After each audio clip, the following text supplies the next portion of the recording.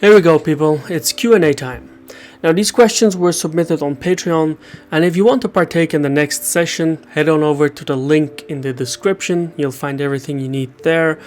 And if you want one of these shirts with the Caspian Report logo, also use the link in the description to head on over to our merchandise store. Now, if you want to skip over to the question carrying the title of this video, use the ledger below. Easy enough, right? So anyway, let's get started. Question number 1 by Ferg. Why has the United States become more aggressive in its opposition to the Chinese firm Huawei, and what does it tell us about US-China relations? Huawei is the world's largest seller of telecommunication equipment, including 5G network infrastructure. It's also the world's second largest smartphone producer. Washington's crackdown on Huawei is primarily due to cybersecurity concerns. US intelligence agencies believe that the Chinese government could make use of its vague intelligence laws to force Huawei to hand over data to the state. There is merit to this claim. As recently as 2017, the Chinese National Intelligence Law declared that Chinese companies must support, assist, and cooperate with China's intelligence agencies. 5G technology also carries additional risks. It's not only faster and smarter, but it's also more difficult to distinguish the difference between the core and the periphery. For reference, the core is where the network's most critical controls are located and the most sensitive information is stored, while the periphery includes masts, antennas, and other passive equipment.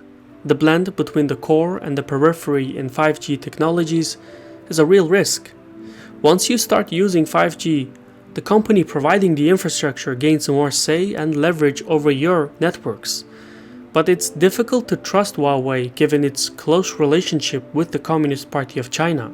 Now, this applies to many telecommunication firms, but given the blurry lines between the public and the private enterprises in China, there are real concerns that Huawei's 5G infrastructure could contain undetected backdoors which would allow Beijing to manipulate America's public utilities and communication networks.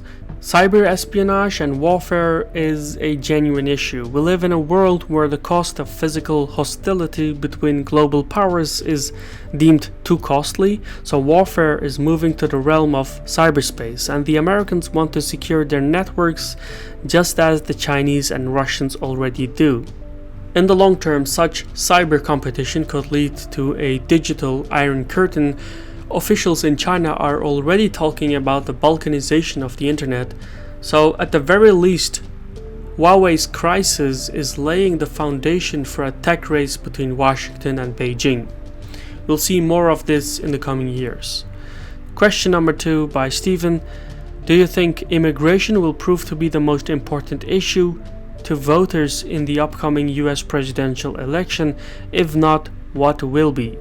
There is an air of urgency surrounding the 2020 US presidential campaign. Numerous big topics are currently being debated with unprecedented levels of ferocity, ranging from climate change to healthcare to religion to reproductive rights to tech regulations, etc. One topic that sits at heart is the American paycheck.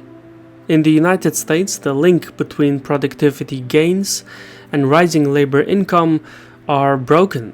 From the early 1970s to the current age, American productivity rose by 77%, while the average hourly compensation for workers lagged at 12%. That is a number adjusted for inflation. So there is a dramatically growing gap between the haves and have-nots. And this issue fuels the divide between millennials and baby boomers. On the surface, immigration will remain the most hotly debated topic. In fact, the crisis concerning immigration and refugees will only expand as we go forward in time. The World Bank expects that by 2050, about 143 million people will be forced to escape rising sea levels, water scarcity, and droughts. This is the data from climate change refugees alone. the accelerating number of refugees is even higher when considering worldwide conflict, economic poverty, state repressions, etc. So the current debate regarding immigration is merely scratching the surface. In the coming years, this crisis will mushroom. I just want to point out one thing whenever you're debating such sensitive issues, whether it's climate change, racial rights, immigration, etc. And this is a thumb rule that I use myself. Our brains evolved when humankind was still foraging the land. The way we interpret things is by splitting it up in two camps, good versus evil. Thousands of years ago, that worked fine because tribal societies were limited to a few thousand members. But in our modern world, where social media connects millions upon millions of people with one another, without proper training, our brains cannot fathom the complexity of the world we live in. In nearly everything we do, we have conflicting principles. So try not to judge things strictly in the spectrum of right versus left. That political spectrum has no weight. The third question by Arjun, who asks about the Balkanization of India and whether this is a possibility. Well, if it's impossible to classify 1 billion people into a single category, India is a unique nation. It is held together by geography. That said, there have always been regional patchworks of differences in terms of economic inequality, religious spectrums, and linguistic complexities, but Indian nationalism as a whole is strong enough to rein in all these discrepancies. Right now, the most considerable force inducing secessionism in Indian society is arguably the government of Modi.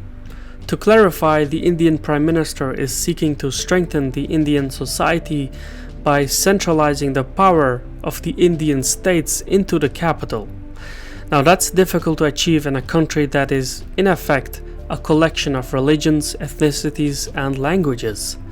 So Modi views India's diversity as a vulnerability, and as a Hindu nationalist, he wants India to be a nation-state with a uniquely Hindu identity. For the government of Modi, being Indian means being Hindu. Ergo, this definition excludes other identities, and it has accelerated significant strife within the country. According to the Center for Study of Society and Secularism, violence against Muslims, Christians, Sikhs, and other religious minorities has increased in the past 5 years.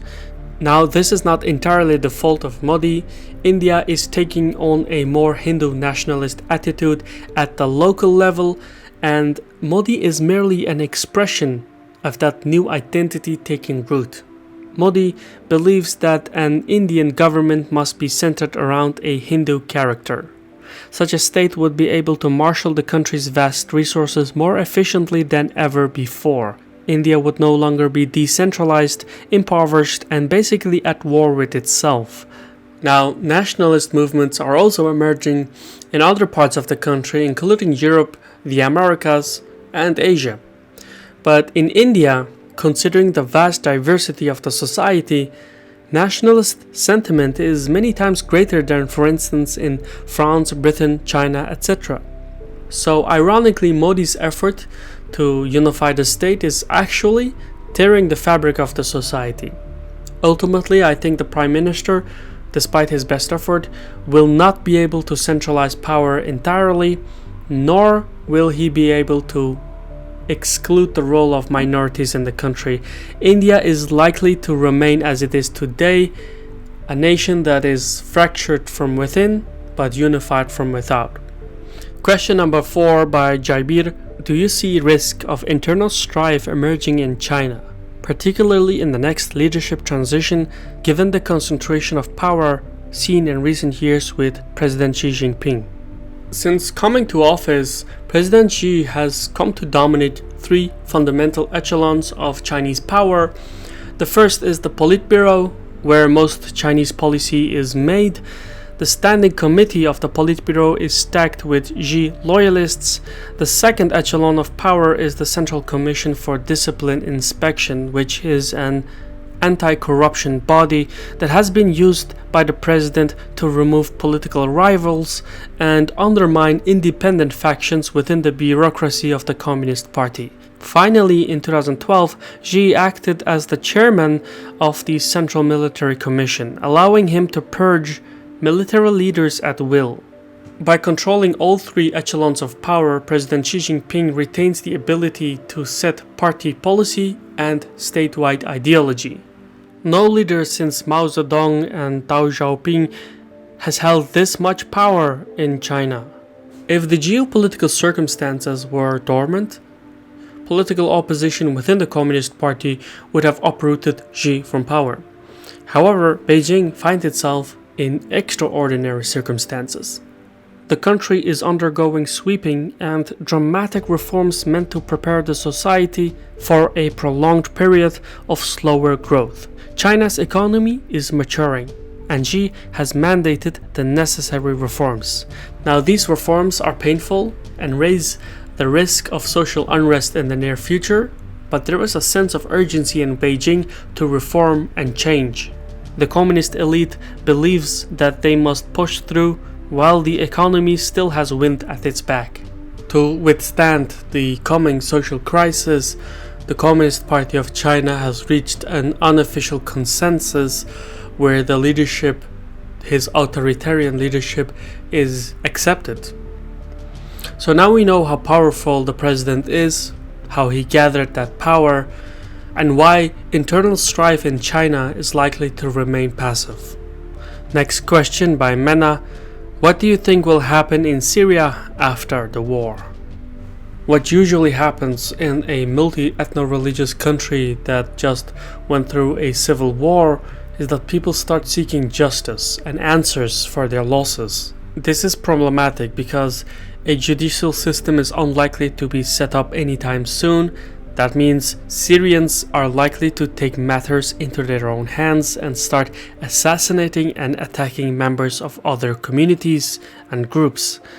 A person who lost his family or someone he cares for in this conflict may not know the name of the culprit, but he will be able to identify to which ethnic community that person belonged to and thereupon enact his own revenge. This is basically what happened in Afghanistan after the civil wars, when the country was embroiled in a series of vendettas. And this is the unfortunate fate that awaits Syria. Beyond the low-intensity level conflict, the territorial integrity of Syria is also likely to be breached by regional powers. The north of the country will host Turkish troops indefinitely, while the capital Damascus will come to rely exclusively on Russia and Iran, and thereby turn into a vessel of sorts. Russia and Iran are also likely to compete with one another for absolute political leverage over Damascus. The question of Sunni Arab representation in the Syrian and also Iraqi governments will remain unaddressed, meaning a Sunni Arab extremist faction could emerge in the next decade. That risk will remain so. An equally daunting challenge will be the reconstruction of the country. The government of al-Assad is broke and needs foreign aid to rebuild the country, but his immediate foes and allies aren't doing so well either. Consider for a moment the economic situation in Iran, Turkey, and Russia. That means reconstruction in Syria will take shape inconsistently throughout the country. Beyond these physical issues, Syria as a nation-state is done for. The country is so fragmented that it is unlikely to be patched up anytime soon, at least not in the next few decades, and by then, the country may cease to exist altogether. Next question. Do you think that Spitsbergen or Svalbard as a free travel and non-taxable territory has a potential to become an Arctic Singapore due to the development of northern trade routes? Ironically, the discovery of Svalbard was documented by Dutch explorers in the 16th century when they were probing for navigable Arctic routes. So the history of the Northern Sea Route starts with Svalbard. Anyway, global shipping is a $400 billion industry, but the traffic is prone to political events. there are three dimensions to consider that increase the attraction of a port. For one, there must be economic potential, followed by the port must have strategic value, and finally, there must be political stability in terms of laws and governance mechanisms. Svalbard fulfills all three dimensions. As the Arctic ice melts and the region becomes more industrialized, traffic from cargo vessels, tourism, research, fisheries will increase. In the realm of security, a naval port in Svalbard could grant the hosting state some leverage on the Russian activities in the Northern Sea route. Thirdly, and perhaps most importantly, Svalbard has uniquely suited legal regulations. Its laws are administered by Norway under the terms of the 1920 Svalbard Treaty, and due to the age of the agreement, no provisions are made for ocean governance outside the archipelago's territorial waters. That means Svalbard is officially an area of non-political discrimination. Any person from any country can live and work there without a visa or a work permit. That is unique. There are only a few select restrictions to the immigration policy, and to develop Svalbard into an Arctic Singapore, one needs a vast labor pool, and the island's immigration laws are well suited for it. Also, the island has a unique taxation system. Norway has the right to govern and collect taxes for the support of the archipelago, but cannot collect more than is needed for local governance. So most of the money that comes to the island stays there. These distinct laws and relatively low tax rates provide international stakeholders with strong incentives to invest in the island. The government of Norway will still need to set up sophisticated physical infrastructure. Think of terminal docks, piers, warehouses, railways, as well as facilities for various services like insurances, etc. But there is no reason why Svalbard could not emerge as the Singapore of the Arctic. Next question by Andreas. Trump seems to have been on a spree of deal-making that often involved threats of war, military or trade on North Korea, China and Iran. Is America turning to bully diplomacy, or have Trump gotten through his list? Well, with the exception of Israel and Palestine, Trump hasn't done anything particularly unorthodox. He's pursuing American interests like his predecessors before him. And whatever we may think of gunboat diplomacy, it has been part of the way Washington has operated for most of its recorded history. Plus, the mentioned countries being China, Iran and North Korea aren't exactly innocent. And when Trump says America first, well, that's just a statement of fact. Every nation puts its own interest ahead of others, and that is an integral part of human nature. In fact, putting one's own interest at first is the whole point of foreign policy. But to differentiate Trump from his predecessors, let's call his policy the Trump Doctrine. Trump is so bad at geopolitics that he's actually good. His conflicting tweets and inarticulate statements breed confusion among American policymakers, let alone foreign governments. That adds a degree of unpredictability. In geopolitics, unpredictability is valuable in negotiations, but it is difficult to attain such a reputation. Trump has managed precisely this, so nobody knows how to frame his doctrine. It's not neoconservative or realist, nor is it internationalist or isolationist or even interventionist. He is neither a hawk nor a dove. And he's not really a globalist or a transnationalist either. The Trump Doctrine fits in none of these categories and yet draws from all of them. That's quite confusing. And whether this is by accident or intentional, the doctrine adds a degree of unpredictability to America's foreign policy. The main thrust of the Trump Doctrine is defined by the circumstances the US finds itself in. If the situation warrants that Trump behaves like a bully, then he and his government will do so. If the situation requires a more finesse approach, the Trump Doctrine will adjust accordingly. It's not a policy of principles, but of necessity. That also means that the Trump Doctrine is tactical oriented and lacks long-term strategic input. Next question by Pablo. What is your opinion on the Mercosur EU trade agreement? Does it represent a departure from traditional EU stance? And do you envision it having a lasting impact on the relationship between South America and Europe? Well, the Mercosur EU trade agreement isn't yet complete. I'm not sure why mainstream outlets portray like it's a done deal. What we have right now is a draft deal for a free trade agreement. The deal still needs to be ratified by each of the 28 European governments and the 4 South American member states. So it will take years before the deal can come into force. In the meantime, there is a lot of room for pushback on both continents. In Argentina, for example, presidential elections will be held in October, which could very well see the ascension of the protectionist opposition. In Ireland, the government says it would reject the deal if it hurts its farmers, and the Irish government is reviewing the deal as it is. Meanwhile, France says that it would withdraw from the deal if Brazil exits the Paris Agreement on climate change, as the Brazilian president recently announced. Any of these small slip-ups would derail the definitive deal for several more years, so the free trade deal is intrinsically a complicated arrangement. But let's imagine the year is 2024 and the deal is actually complete.